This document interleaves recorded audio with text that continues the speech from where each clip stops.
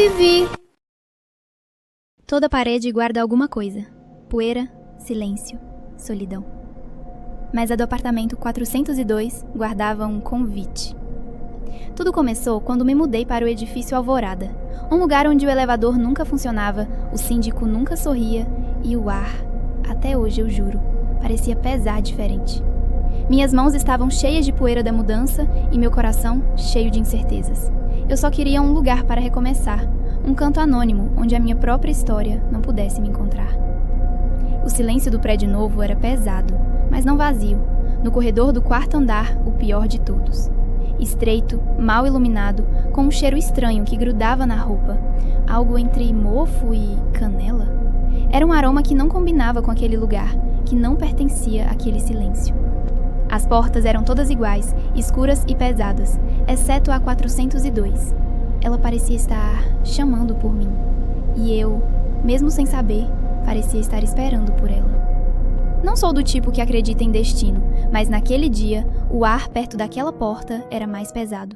Como se a gravidade ali fosse diferente.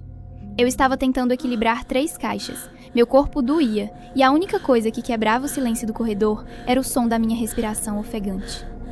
Foi quando eu ouvi o som de uma maçaneta girando, e aquele aroma de canela me atingiu como uma onda de calor no meio do inverno.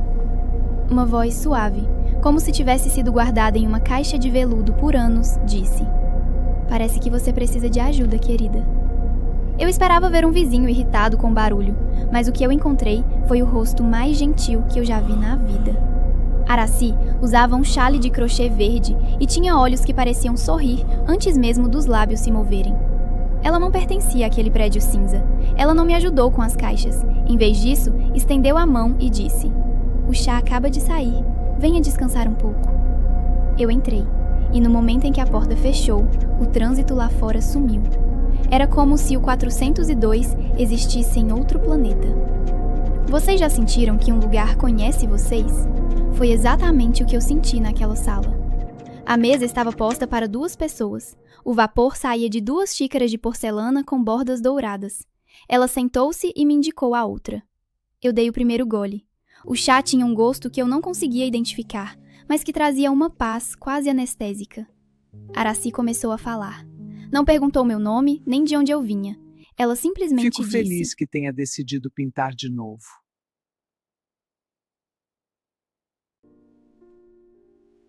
Como a senhora sabe disso? Eu congelei.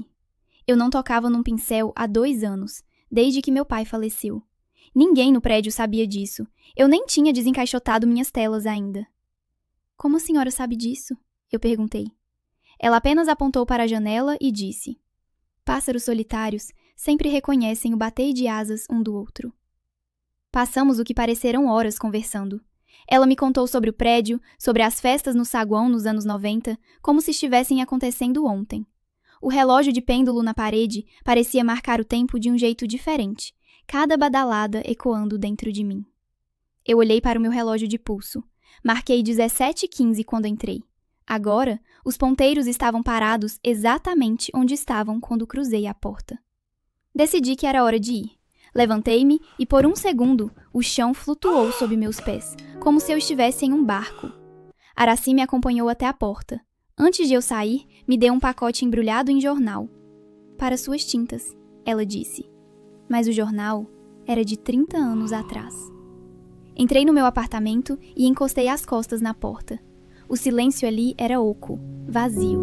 Nada a ver com o silêncio acolhedor da Aracy. Coloquei o pacote na mesa. Minhas mãos tremiam tanto que o som do papel amassando parecia trovão. Comecei a desembrulhar. O papel era quebradiço. Cada pedaço revelava uma notícia de um tempo que eu só conhecia pelos livros. Dentro havia pincéis de cerdas naturais amarrados com uma fita de seda verde.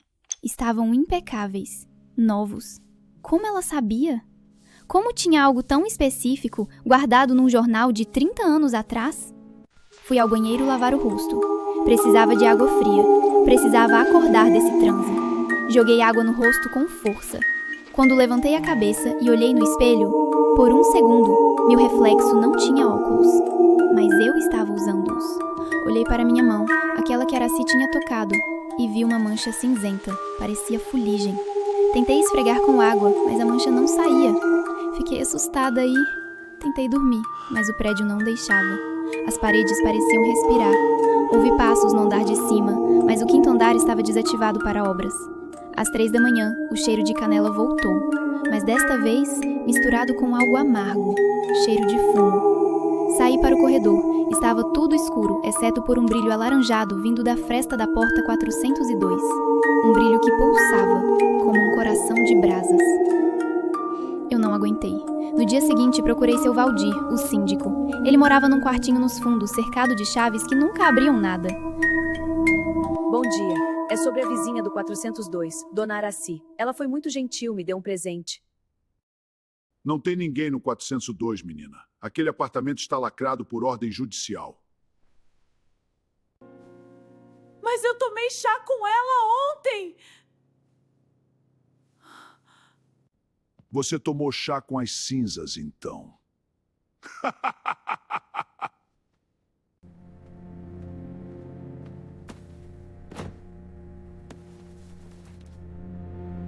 O incêndio de 94 não deixou nada, além de saudade e um processo que nunca termina.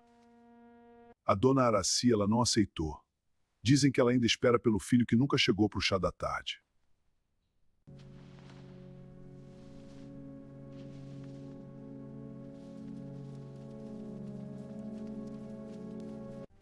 Não pode ser real. Isso não está acontecendo. Eu me recuso a acreditar.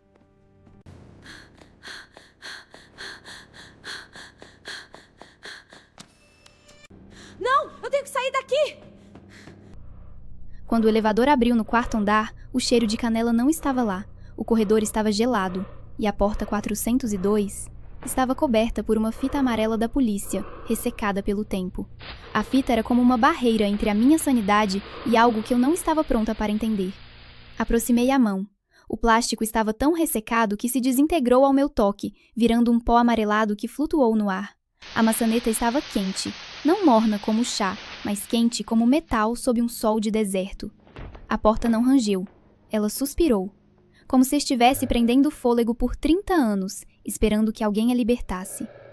Eu sabia que era perigoso, mas o cheiro de canela estava voltando, vindo do fundo daquela escuridão. Dei o primeiro passo para dentro. O chão de madeira estalou, soltando fagulhas que brilhavam como estrelas moribundas. A sala estava em ruínas, mas conforme meus olhos se ajustavam, eu via as sobreposições, o sofá queimado e o sofá de veludo bordô. Na mesa de centro, a xícara de porcelana que eu usei ainda estava lá, mas agora cheia de cinzas. Cinzas pretas, finas como seda.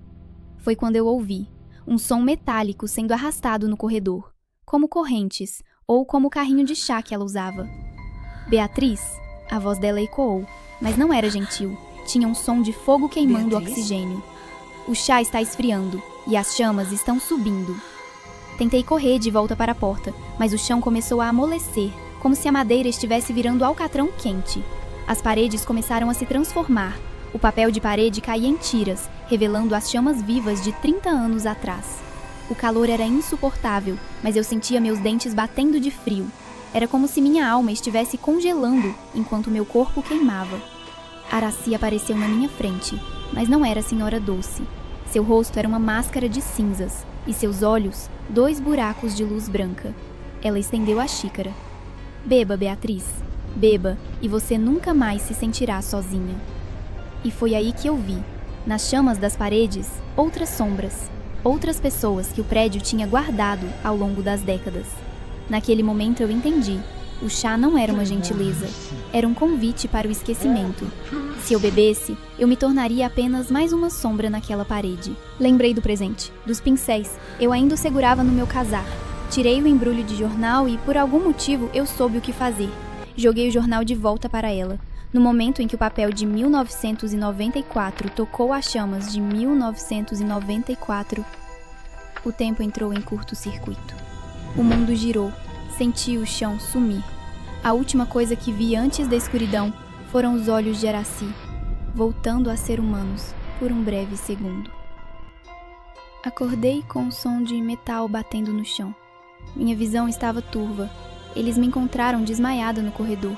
Disseram que eu estava gritando nomes que ninguém conhecia, tentando apagar um fogo que só existia na minha cabeça. Fui levada para o hospital. Intoxicação por fumaça, disseram. Mas como, se o prédio não pegava fogo há 3 décadas? Eles não tinham respostas. E o pior é que quanto mais tentavam me convencer de que era um delírio, mais eu sentia o gosto de canela na minha boca. 3 dias depois, voltei para pegar minhas coisas. O corredor do 4º andar estava diferente. O síndico tinha colocado correntes novas na porta 402. Entrei no meu quarto. As caixas estavam cobertas por uma camada fina de cinza branca. Eu só queria meus pincéis, aqueles que ela me deu. Estavam sobre a mesa. Mas quando cheguei perto, eles tinham virado carvão, pedaços de madeira queimada que esfarelavam ao toque. Eu gritei, não de medo, mas de raiva. Me senti usada. Foi aí que eu senti um toque gelado no meu ombro, uma voz, bem no meu ouvido. Você esqueceu de devolver a xícara, Beatriz? Olhei para o lado. Não havia ninguém, mas no meu ombro, o suéter estava marcado por uma mancha preta no formato de 5 dedos. Peguei o que pude e saí correndo. O elevador não vinha, o painel marcava apenas um número, 402. As portas do elevador se abriram, mas dentro não havia a cabine. Havia a sala de Aracy, o tapete, as estantes e ela, sentada, servindo o chá. Gritei, mas o som não saiu. Minha garganta estava cheia de fuligem. Eu estava sufocando no passado de outra pessoa. Foi quando o seu Valdir apareceu. Ele jogou algo para dentro, um isqueiro aceso.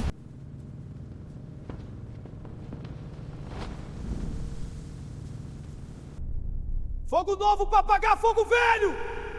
Ele gritou. A explosão não foi de som, foi de luz. O passado e o presente colidiram num flash que me cegou. Quando a luz se dissipou, não havia fogo. Espere, não Havia entre aí. apenas o cheiro de ozônio. Não! Seu Valdir estava sentado no chão ao meu lado, segurando o isqueiro vazio. Ele parecia ter envelhecido 10 anos. Ele sussurrou. Ela se foi, menina, mas ela deixou algo em você. Eu posso ver nos seus olhos. Levantei-me e caminhei até a porta 402. As correntes estavam rompidas, cortadas por uma lâmina de vidro. Olhei pela fresta. O apartamento estava vazio, sem poltronas, sem xícaras, sem Aracy. Apenas escombros. Saí do prédio naquela mesma noite. Só levei o que estava no meu bolso, um único pincel que não tinha virado carvão. Mudei-me para uma cidade pequena, perto do mar. Durante meses não consegui falar. Minha voz parecia ter ficado presa nas cinzas, mas minhas mãos nunca estiveram tão vivas. Comecei a pintar o que vi. O chale verde, o sorriso triste dela. Eu não estava apenas pintando quadros, eu estava libertando ela, um traço de cada vez. As pessoas vinham de longe para ver meus quadros. Diziam que sentiam um cheiro estranho nas exposições.